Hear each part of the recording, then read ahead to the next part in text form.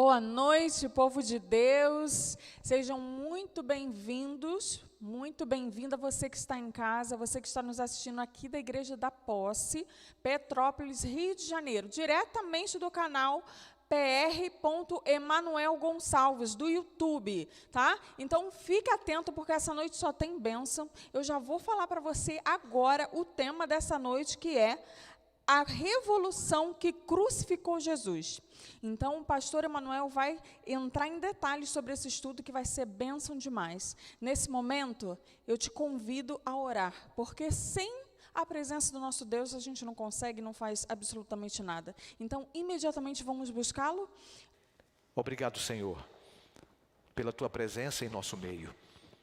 Fale mais uma vez ao nosso coração. Prepara o nosso espírito, para que possamos praticar o que está escrito e entender, e partilhar com o maior número possível de pessoas que entrarão em contato conosco e que nós entraremos em contato. Que a Tua graça seja o suficiente para aprendermos mais um assunto profético, da palavra profética, da Tua profecia. Te oramos com humildade, pedimos-te a Tua proteção e o Teu cuidado sobre todos nós, e o fazemos em nome de Jesus. Amém. Muito bem, eu estava falando que a gente já está na sexta noite, né? Não consecutiva, mas sexto domingo. Nós estamos em uma série de estudos proféticos com um tema, claro, geral, o grande conflito. Como eu falei para vocês aqui, o grande conflito com 9 temas. A gente vai estar hoje estudando o 6º capítulo, o 6º episódio. E esse 6º capítulo do grande conflito fala justamente sobre a revolução que crucificou a Jesus Cristo. Se você puder, você já vai acompanhando comigo o capítulo 11 de Apocalipse. Capítulo 11 de Apocalipse, nós vamos estudar essa temática poderosa. E, como eu já falei, a revolução que crucificou Jesus Cristo está baseada nesse capítulo aí, 11 do livro de Apocalipse. Eu quero ler para você 2 versos. O primeiro está na tela. Aliás, o segundo verso está na tela. O primeiro não está. O verso 7 do capítulo 11 não está na tela. Em seguida, a gente vai ler o que está na tela, que é o verso 8 do capítulo 11 de Apocalipse. Já encontrou? Esperei você achar. Então vamos lá. Capítulo 11 de Apocalipse, versos 7 e 8. O 7 diz assim, ó: quando tiverem então concluído o testemunho que devem dar, a besta que surge do abismo pelejará contra elas e as vencerá e matará. Agora veja comigo o verso 8. E o seu cadáver ficará estirado. O verso 8 está aí na tela. Os seus cadáveres ficarão expostos na rua principal da grande cidade. Que cidade é essa? Que figuradamente é chamada Sodoma e Egito, onde também foi crucificado o seu Senhor. Pare aí e observe agora. Preste atenção. Interessante, isso aqui é uma profecia. E, de acordo com a profecia, aquela tabelinha profética, um dia, aliás, estrela na tabelinha profética quer dizer o quê? Anjo. Anjo. Estrela quer dizer anjo. Na tabelinha profética, animal quer dizer o quê? Poder. Ou reino. Reino ou rei. Na tabelinha profética, de acordo com o princípio dia-ano, um dia profético equivale a um ano literal. Então a gente precisa saber a tabela profética para chegar a algumas conclusões proféticas, né? O que aconteceu. E a história ela confirma as escrituras sagradas. Então é importante a gente entender a Bíblia, né, juntamente com a história. A história corrobora, ou seja, ela apenas confirma as escrituras sagradas. E esse capítulo 11, especialmente o capítulo 11, é uma continuação, evidentemente, das profecias de Daniel 7, que já vem também uma continuação do capítulo 2 de Daniel. As nações estão aí bem claras, de acordo com as palavras proféticas da Bíblia. E o livro de João, né, o Apocalipse, é gêmeo do livro de Daniel. Então João, apesar de ter nascido centenas de anos depois de Daniel, ele é irmão gêmeo de Daniel. E nós somos irmãos também aqui, certo? Então, os livros gêmeos proféticos de Daniel e Apocalipse, eles se complementam. Até porque tem profecias de Daniel que se cumprem no Apocalipse, né? Tem profecias do Apocalipse que estão se cumprindo nos dias de hoje e ainda irão se cumprir. Então, vale entender essa profecia. O capítulo 11, versos 7 e 8, fala de uma besta. Essa besta, ela vem do abismo. Surge do abismo. É interessante a gente lembrar que na Bíblia, no capítulo 12, no capítulo 13, precisamente de Apocalipse, fala de duas bestas. Capítulo 13 fala da besta que emerge do mar e a segunda besta, a que emerge da terra. Já no capítulo anterior, né, capítulo 11, por exemplo, a gente passa 12, agora vem para 11, fala de uma besta que surge do abismo. Então nós vamos ver aqui que besta é essa. Que besta se refere? O próprio discípulo amado que recebeu a visão, a revelação de João. Besta que sai do abismo. Que besta é essa? Interessante que o verso 8, voltando aqui, né, na tela, o verso 8 diz que figuradamente essa grande cidade, ela é chamada Sodoma e Egito, onde também foi crucificado seu Senhor. Bem cá, ela é figuradamente, essa cidade, chamada de Sodoma e Egito, onde o seu Senhor foi crucificado. Vamos interpretar isso aqui, vamos entender a interpretação. Essa cidade aqui não pode ser Jerusalém. Mas aqui, pastor, diz que ela é figuradamente chamada de Sodoma e Gomorra. Ela é figuradamente, mas não é Sodoma, ou não são Sodoma e Gomorra. Então, Jerusalém foi a cidade onde o seu Senhor, que a Bíblia se refere aqui, Jesus Cristo, morreu, foi crucificado. Então, vamos entender esse jogo profético, essa tabela profética. O que representa essa grande cidade? Que grande cidade é essa? Ela é figuradamente chamada de Sodoma. Por que Sodoma? E por que o Egito? E Jesus não foi crucificado nesta grande cidade. Que cidade é essa, pastor? Que cidade é essa, querido que está participando conosco aí? Que cidade é essa, Natália? Que cidade é, Nureci, Valdo, César? Vamos lá. Então a história vai corroborar para que a gente entenda mais ou menos que besta é essa, que cidade é essa, o que significa essa profecia do capítulo 11, quais são esses cadáveres, quem são esses cadáveres, quem são essas duas testemunhas de luto, a qual se refere, né, às quais se refere o profeta vidente de Pátimos, capítulo 11, as duas testemunhas de luto. Olha só o que o livro O Grande Conflito, na página 123, nos declara. Aqueles que se recusam a dar ouvidos à lição do livro de Deus, são convidados a lê-la na história. Olha só, a história, gente, mostra para a gente o livro de Deus, confirmando a palavra de Deus. Você sabia que a Bíblia, ela tem profecias maravilhosas, e ela é um livro tão atual, mais atual do que o jornal de amanhã. O jornal de amanhã cedo, que você costuma assistir aí na sua casa, no seu televisor, Novo Tempo, por exemplo, do meio-dia, à tarde. Então, a palavra de Deus, ela é mais atual do que o que vai acontecer amanhã. Por quê? A história corrobora, a história confirma o que tem acontecido durante tantos anos, porque a Bíblia já tinha profetizado. E por falar em profecia bíblica, a Revolução Francesa, Já estou indo direto ao ponto. Revolução que crucificou Jesus Cristo. A Revolução Francesa, ela foi marcada pela mais cruel, quem não sabe disso, sabe que a história confirma, perseguição ao povo de Deus.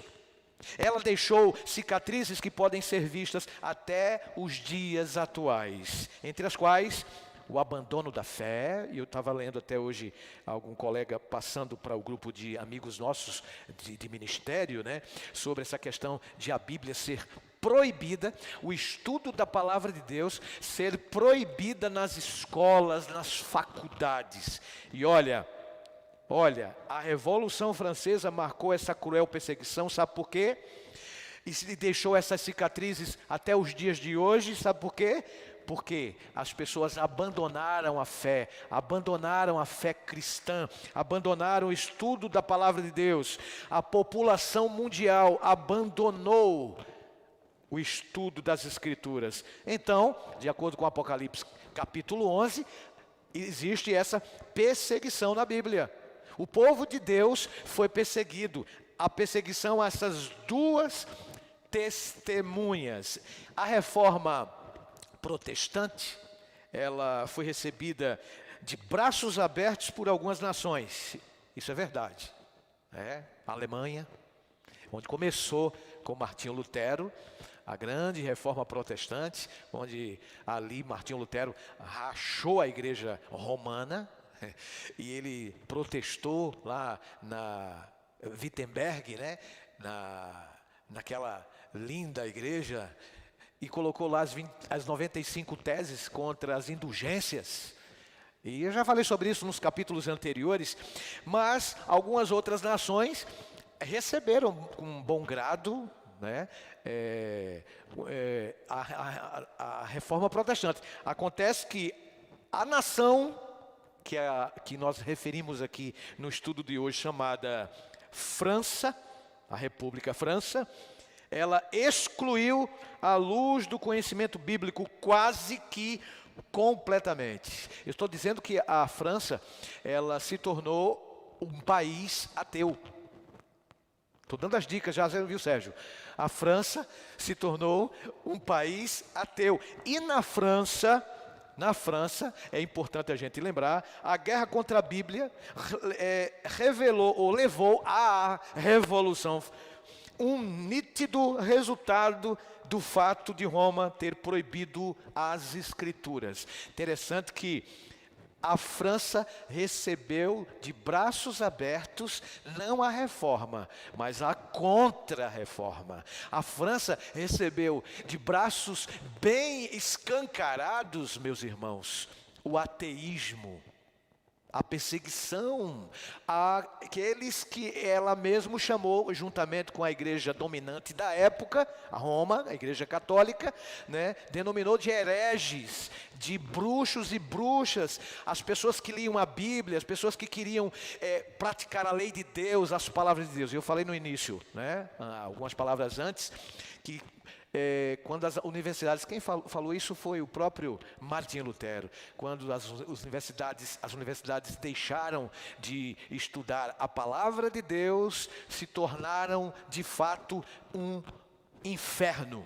Então, a gente tem que ter cuidado com essas instituições que não ensinam a palavra de Deus. E olha, essas instituições, elas deveriam ser muito gratas a Deus, viu?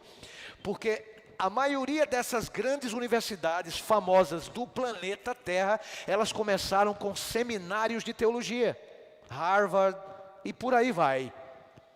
Elas deveriam agradecer muito a Deus, porque Deus estava no comando dessas universidades. Só que elas, em vez de serem agradecidas a Deus, começaram a banir as escrituras sagradas de suas instituições. Então, as instituições educacionais que colocarem a palavra de Deus, a lei de Deus à parte, elas vão pagar muito caro.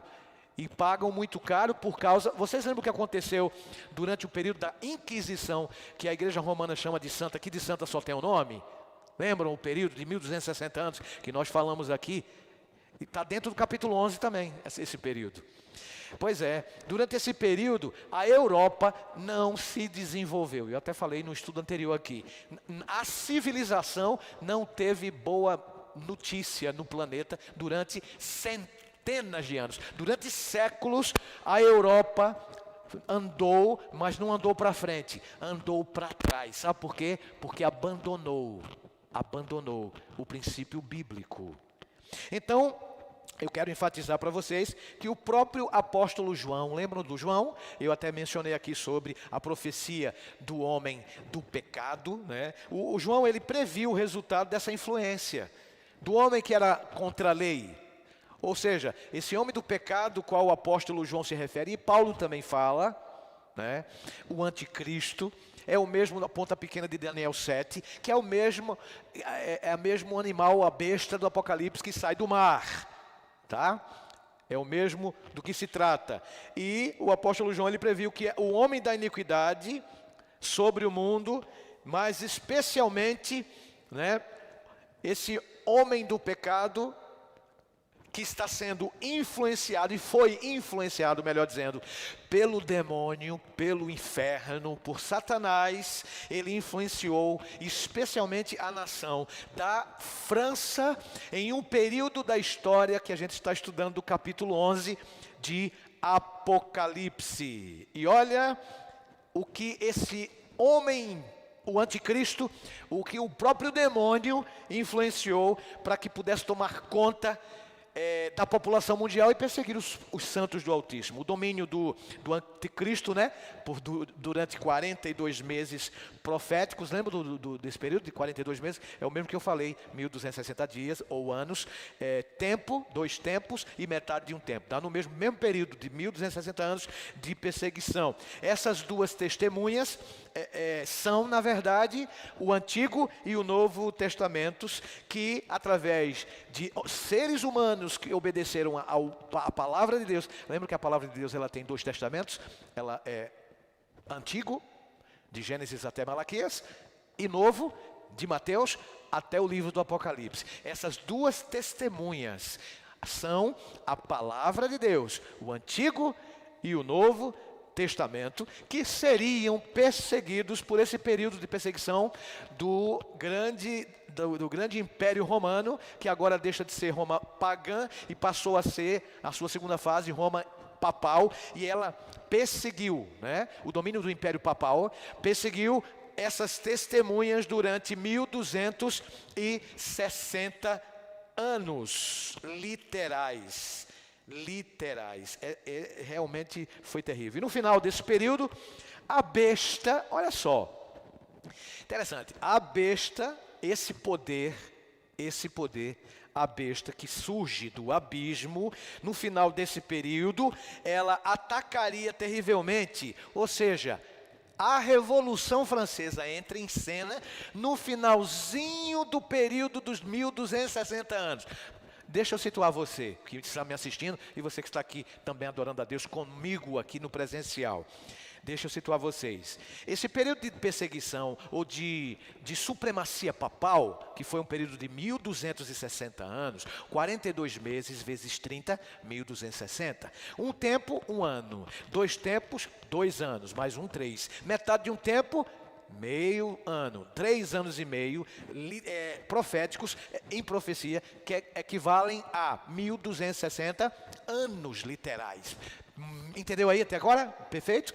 Então, quando começou esse período de perseguição papal, no ano de 533. Na verdade, 533 foi o início, mas ele se oficializou com Justiniano, o imperador, no ano 538. Aí você pega 1260 anos somados ao início, 538. Vai para onde isso? 1798. Termina esse período de supremacia papal. 538 a 1798. Esse foi o período sangrento. Esse foi o período de perseguição que a igreja romana investiu para destruir todo aquele que se opusesse à palavra do Papa, a palavra deles. Porque o bispo de Roma seria o pai de todas as igrejas, e a igreja seria a mãe de todas as outras denominações religiosas. Então, o Papa seria o chefe de todos os bispos, de todos os pastores, de todos os religiosos, de todos os gurus do planeta Terra, durante esse período terrível de 1260 anos, que eles chamam de supremacia papal, a história chama, e a igreja própria diz da Santa Inquisição. A Santa Inquisição foi justamente para inibir os filhos de Deus que tinham as duas testemunhas em mãos. Quem são as duas testemunhas? De acordo com Apocalipse capítulo 11, o Antigo e Novo Testamentos. Vou repetir, as duas testemunhas de luto são o Antigo e Novo Testamentos. Claro, o Antigo e Novo Testamento precisaram de pessoas fiéis para que pudessem obedecer a esses testamentos e passassem adiante a verdade. Por terem sido obedientes à palavra de Deus, essas testemunhas, os filhos de Deus, passaram por essa sangrenta, terrível perseguição. Acontece que houve um sopro de vida da parte de Deus, né, durante esse período sangrento de perseguição. Com relação a esse Antigo Testamento e ao Novo Testamento, as duas testemunhas, depois dos 3 dias e meio, de acordo com Apocalipse 11, entrou neles um sopro de vida da parte de Deus, e eles ficaram em pé, e um grande terror tomou conta daqueles que os viram. Como assim, pastor? Que negócio é esse? Olha só, o povo de Deus, depois de 3 dias e meio, esses 2 profetas receberam um sopro de vida da parte dele, e eles ficaram em pé, em grande terror. Um grande terror tomou conta daqueles que viram esse povo, e esse terror justamente acontece nas marcas da Revolução Francesa nesse período. Quais foram as marcas da Revolução Francesa? Vou agora explicar para vocês essas 3 marcas em pouco tempo, que a gente já vai para a parte final. O primeiro é o ateísmo, o segundo, a libertinagem, a terceira é a perseguição. Marcas da Revolução Francesa. Em Apocalipse capítulo 11, se você analisar comigo novamente, o verso 8, diz a grande cidade. Que grande cidade é essa? Que grande cidade é essa? É a França, irmãos. A grande cidade aqui representa a França, que é um símbolo da França revolucionária. Pense comigo. Onde se manifestou o ateísmo do Egito? O Egito foi considerado um país ateu. O Egito, ele dominou o mundo numa época. Lembra na época dos escravos de hebreus de Israel? Pois é. Então o Egito, ele se torna um símbolo aqui do ateísmo. A França revolucionária se manifestou de uma forma terrível durante 3 dias e meio. Agora vamos lá interpretar isso aí. De acordo com o princípio de ano, cada dia profético equivale a um ano literal. Então 3 dias e meio, esse poder, essa grande cidade, chamada aqui, de fato, a França, né? Ela tem ela é prefigurada aqui como Sodoma e como o Egito. Como assim? Egito, pela característica do ateísmo, e Sodoma, pela característica da libertinagem, a promiscuidade. Olha como vai batendo a profecia. Essa grande cidade se tornou terrível e símbolo de Egito, símbolo de Sodoma, onde crucificaram o Senhor. Já entendemos aqui que é uma figura de linguagem, é profecia. Então essa grande cidade não pode ser Jerusalém, mas crucificaram Jesus em Jerusalém. Não é Jerusalém, assim como também não é Egito, assim como também não é Sodoma, é a França. Como assim?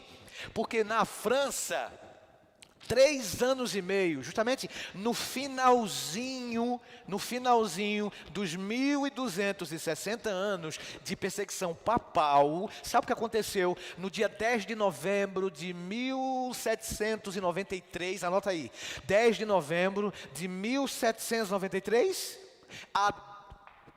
17 de julho de 1797, justamente 3 anos e meio.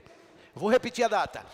10 de novembro de 1793 a 17 de julho de 1797, justamente foram os 3 anos e meio que a Bíblia se refere aqui nos versos 7 e 8, né?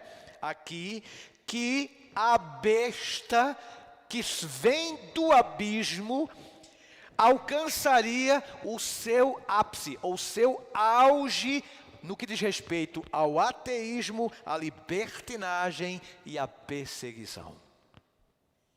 Essa besta do capítulo 11, verso 7, que sai do abismo, que durante 3 anos e meio consegue atingir o auge do ateísmo, da libertinagem e da perseguição, ela está representada aqui como um animal, como um reino chamado França.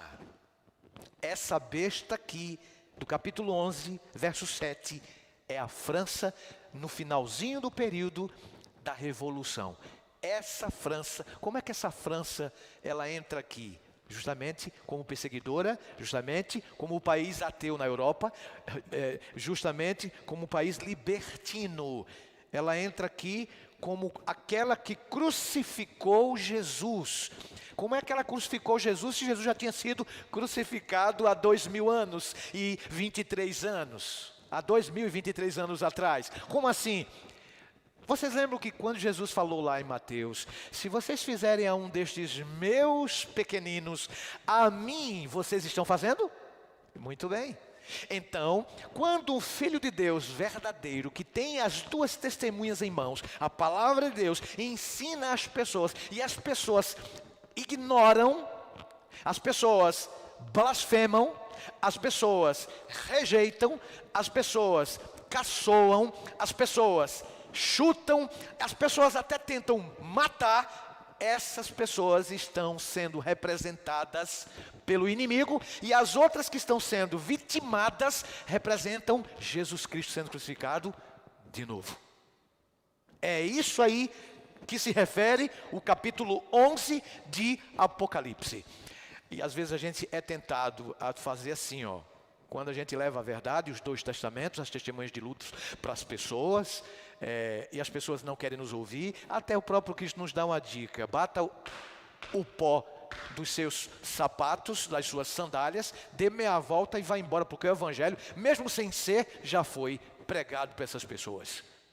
Aí o próprio Cristo diz, é dar pérolas aos porcos. Oh, meus irmãos, então o país França se tornou no auge da Revolução Francesa, essa besta que vem do abismo pelo seu ateísmo, pela sua libertinagem e pela sua perseguição. Então, Jesus foi crucificado também. E Jesus tem sido crucificado novamente por muita gente que não quer obedecer a sua palavra. E quando a gente desobedece a palavra, a gente está crucificando Jesus. A propósito, você já está crucificando Jesus? Não crucifique Jesus novamente.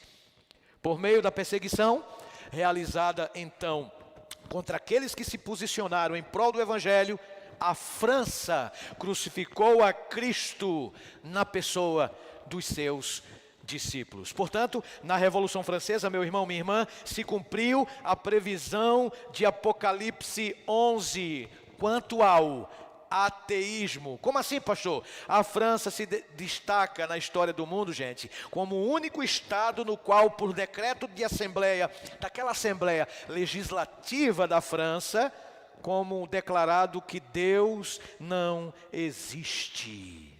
É o único. Quanto à libertinagem, por exemplo, em íntima associação com essas leis que afetavam a religião, estava o decreto que reduzia a união do casamento. Olha só, há nada mais que um contrato civil de caráter temporário. As pessoas hoje não querem casar-se de verdade, às vezes querem fazer apenas um contrato temporário, né? Temporário. Então, Sofia, a atriz famosa por dizeres espirituosos, descreveu, né, exemplificando aí a libertinagem, ela descreveu simplesmente o casamento daquela era como o sacramento do adultério. Meus irmãos, o sacramento do adultério. Olha como o casamento hoje ele é considerado pela humanidade. Se não der certo, separa e casa, simplesmente assim, faz um contrato e ponto final. Não leva a sério algo que foi instituído por Deus antes do pecado ter entrado no planeta, assim como no sábado.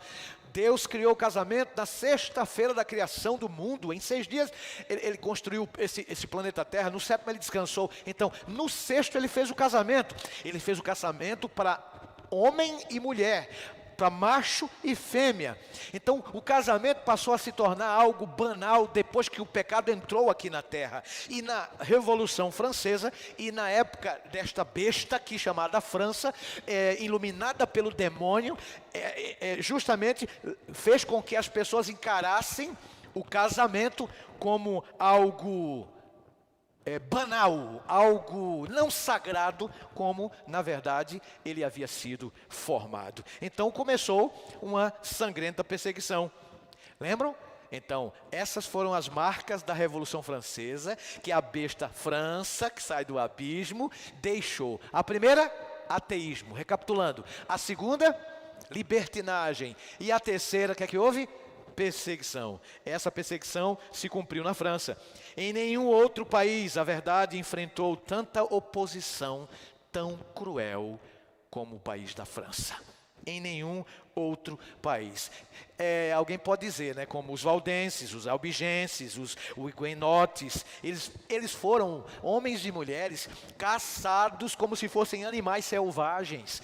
Então esses homens, essas pessoas que eu mencionei, não é, valdenses, albigenses e huguenotes, eram como se fossem animais caçados, porque eles tinham as 2 testemunhas em mãos. Então a palavra de Deus estava na mente e no coração dessas figuras especiais que Deus havia colocado na terra para serem suas estrelas, seus mensageiros, seus anjos, suas testemunhas. Então houve o massacre conhecido no finalzinho aí da Revolução de São Bartolomeu. Aí o rei da França foi incitado por sacerdotes e oficiais da igreja para cometerem tal terrível ato. Então esse massacre ele prosseguiu por 7 dias em Paris, diz o Grande Conflito nas páginas 117 e 118. E em todas as cidades onde havia jovens, mães, protestantes, camponeses, nobres, olha só, velhos, foram esquartejados todos juntos por toda a França. 70.000 dos melhores cidadãos da nação morreram. Massacre, vocês conhecem a história? De São Bartolomeu.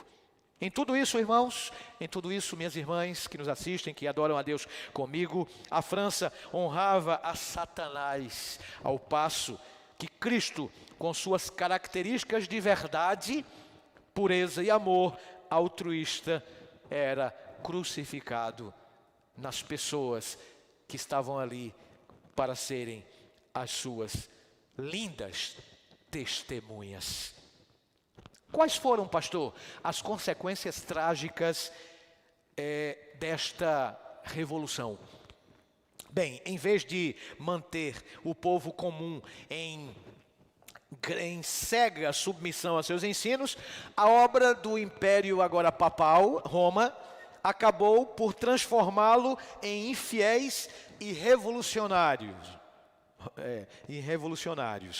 As pessoas desprezavam o catolicismo romano como um engano dos padres, mas o único Deus que conheciam era o Deus de Roma. Olha a situação como se encontrava. Essas foram as marcas da revolução, as marcas de negar a palavra de Deus, as marcas de banalizar o casamento, as marcas da perseguição, né? Do ateísmo da Revolução Francesa. Então as pessoas começavam a desprezar o único, né, Deus, ao Deus de Roma. achavam que a ganância e a crueldade de Roma eram fruto da Bíblia e não queriam saber dela por nada. A coisa ficou tão insustentável, irmãos, que no Apocalipse 11, verso, por exemplo, 11, diz que um sopro de vida, essas duas testemunhas de Deus, né? Elas foram honradas como nunca dantes. Com a criação das sociedades bíblicas, a palavra de Deus, essas duas testemunhas, elas foram levadas a todos os quadrantes do planeta Terra, pois como a perda do poder secular do Papa, abriu-se então o caminho para a palavra de Deus entrar. E a Bíblia hoje já chegou a todas as partes do globo. Esse sopro aqui, que as testemunhas, o Antigo e Novo Testamento, receberiam, e como receberam, de Deus, foi justamente no ano de 1798. Justamente pouco tempo depois dos 3 anos e meio, lembram dos 3 anos e meio, onde chegou o auge do ateísmo, da perseguição e da libertinagem da França? Na Revolução Francesa, e no ano de 1798, pouquinho tempo depois, né, fecha então o período da perseguição papal, de 538 a 1798, 1260 anos depois. O que acontece? O Papa Pio VI foi preso. Aí o que acontece? 2 anos depois ele morre. Começaram a surgir algumas sociedades bíblicas, ou seja, a Bíblia começou a ser espalhada como folhas de outono por toda a Europa, por todo o continente e por todo o planeta Terra. A palavra de Deus começou a ser espalhada por todos os cantos deste mundo, por todos os cantos deste globo terrestre. A palavra de Deus começou a ser comunicada, começou a ser partilhada, começou a ser curtida. Em termos mais tecnológicos hoje da mídia, né? Começou a ser mais reverenciada, respeitada. Esse é o que diz respeito aqui na profecia, quando Deus deu fôlego às duas testemunhas. Então, gente, concluindo, eu quero dizer para vocês que a verdadeira liberdade, ela só pode ser encontrada dentro dos limites da lei de Deus. A transgressão de uma lei justa e reta resulta em quê? Em ruína. A religião, a lei e a ordem social, a família, o Estado, a igreja, tudo foi derrubado pela mão ímpia que havia se levantado contra a lei de Deus. As pessoas reconheceram a necessidade da fé em Deus e em sua palavra como fundamento da virtude e da moralidade. E tudo aquilo que se constrói sobre a autoridade humana será o quê? Derrubado. Mas as coisas fundamentadas sobre a rocha da palavra de Deus, o que é que vai acontecer? Permanecerão para sempre.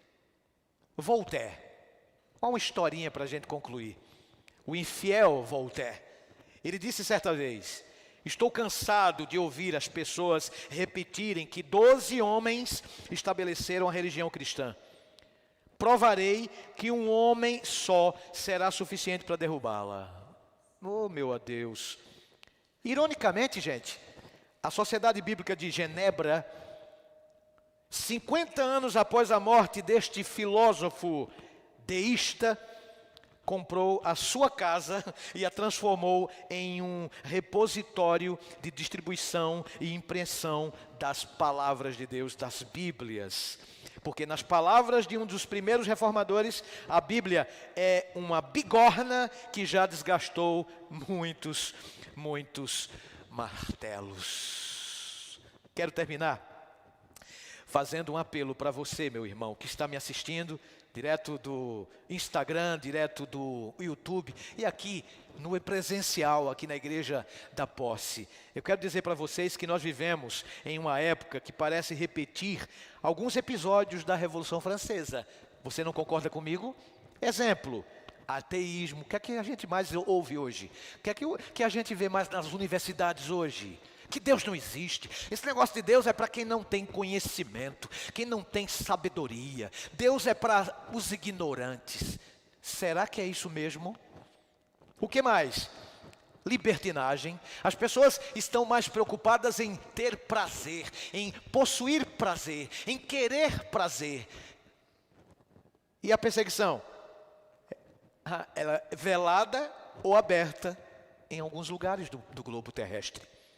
E a história já demonstrou as consequências de se posicionar contra a palavra de Deus e contra o seu próprio autor. De qual lado, meu querido amigo, minha querida irmã, meu querido irmão, de que lado você prefere se posicionar?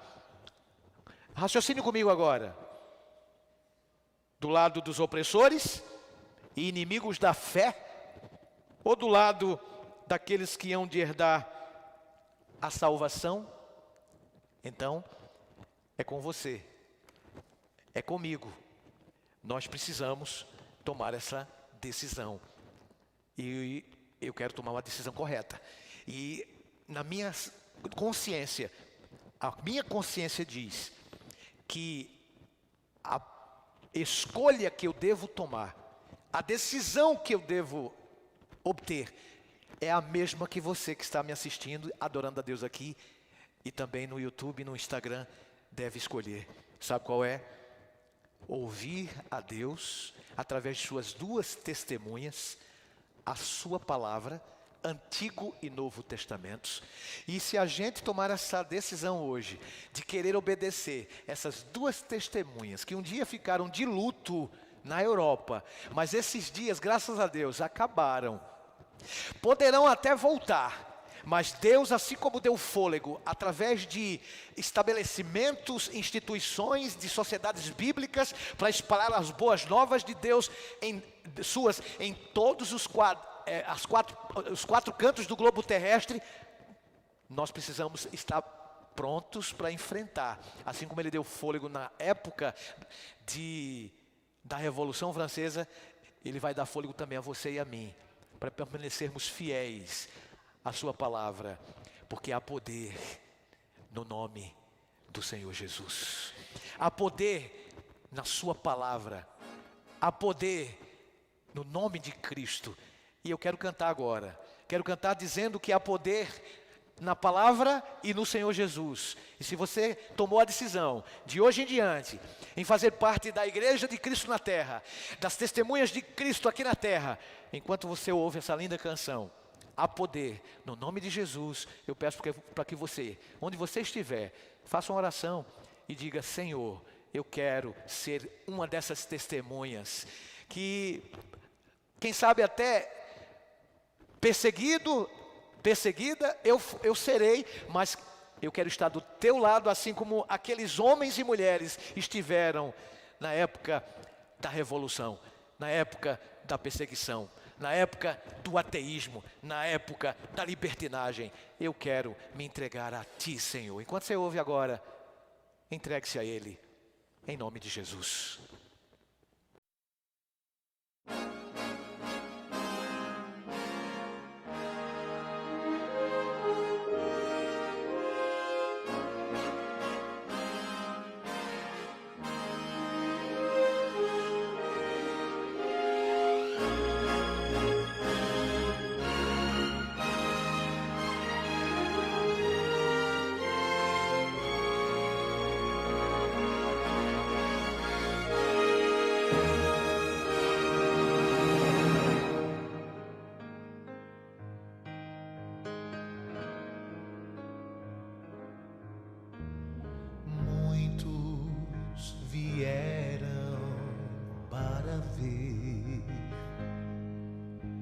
Aquele homem galileu, não havia explicação para um carpinteiro ter tanto louvor da multidão. Tem nos olhos um poder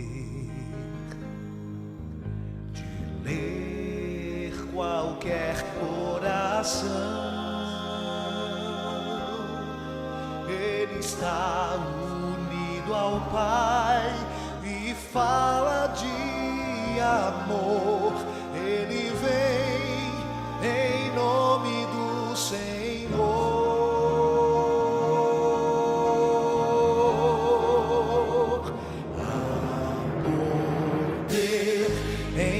Teu nome, Jesus, a esperança em teu nome, Jesus. Temos força em teu nome, Jesus. Bendito és tu, Jesus, pois tu és o Senhor.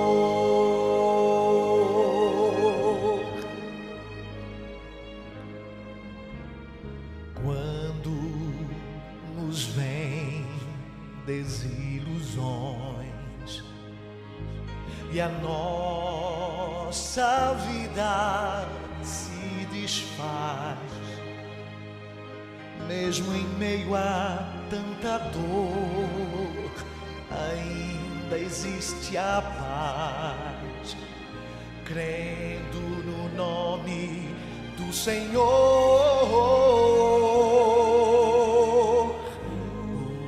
o doce nome de Jesus. Poder e força produz, Ele traz a eterna paz, Ele é a eterna luz, a poder no nome de Jesus.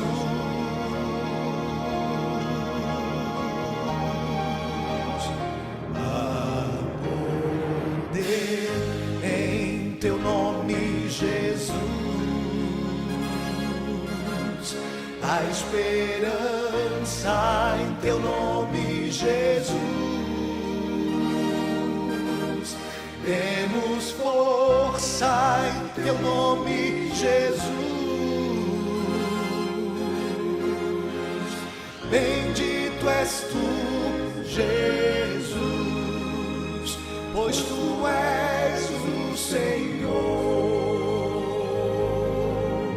Teu nome será louvado para sempre. Criador, Redentor e Rei,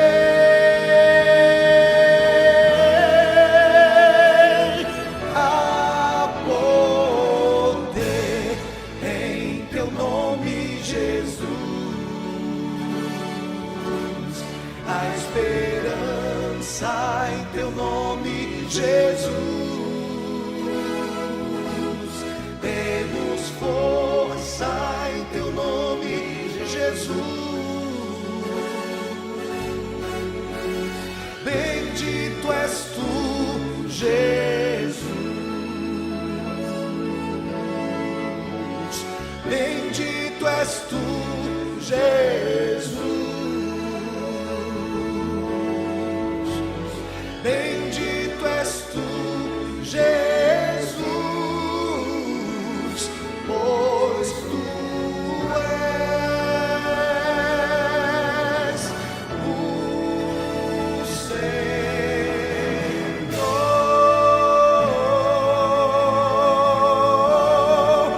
Tu és o Senhor.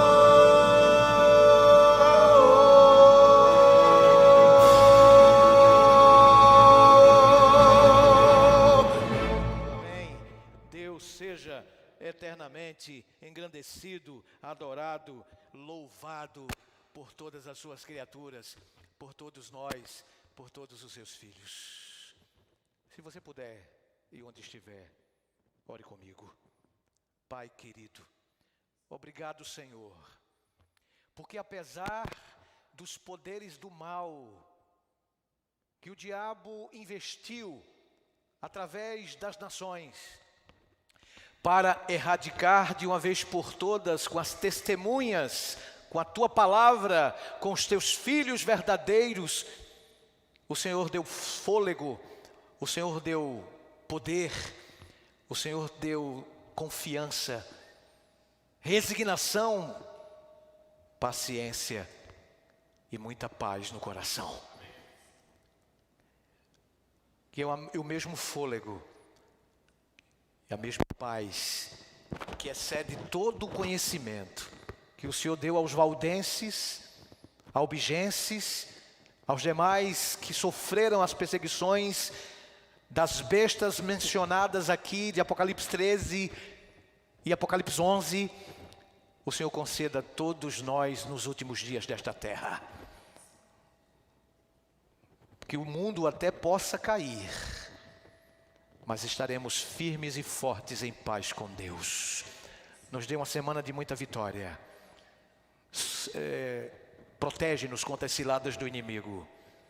Nos dê a tua paz, pois isso nos basta. Em nome de Jesus Cristo, o qual vive e reina para sempre. Amém. Obrigado pela sua presença, irmãos, aqui da posse. Obrigado pela sua presença, meus irmãos do YouTube e do Instagram. Até o próximo domingo, com mais um assunto do grande conflito. Deus te abençoe. Uma ótima semana. Tchau.